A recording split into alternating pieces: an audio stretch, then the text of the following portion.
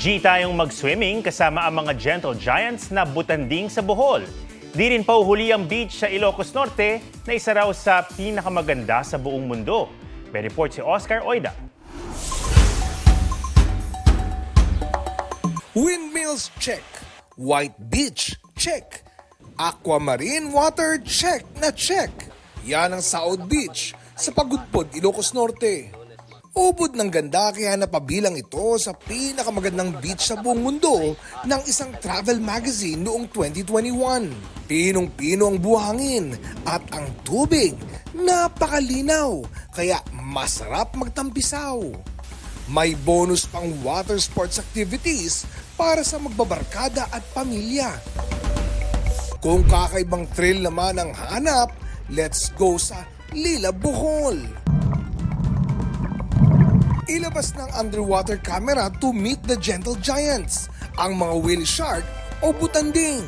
One-of-a-kind experience ito dahil up close and personal mong makikita ang nasa 5 hanggang 10 butanding. Dahil close ng araw sa humans, may nickname pa ang ilang whale shark tulad nila Big 1, Big 2 at Ceres. Yung mga whale shark namin dito, pinalagaan namin, nilagyan namin na yung mga buya para hindi sila madisturbo. 1,500 pesos ang bayad kada foreign tourist, 700 pesos naman sa local tourist.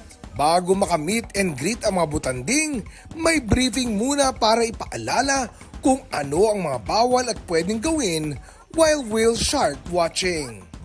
Oscar Oida, nagbabalita para sa GMA Integrated News.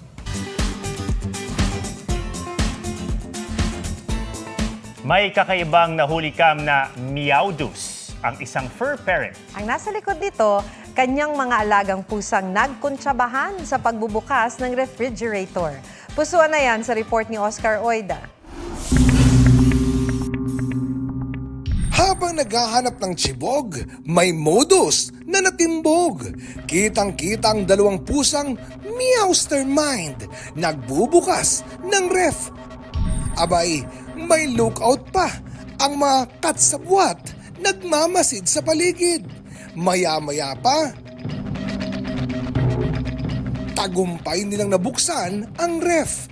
Dito na pumasok ang 2 pang pusa. Ayun na nga, at best in mukbang ang mga pusang nahulikam. Ang kanila raw nilantakan, tirang sardinas.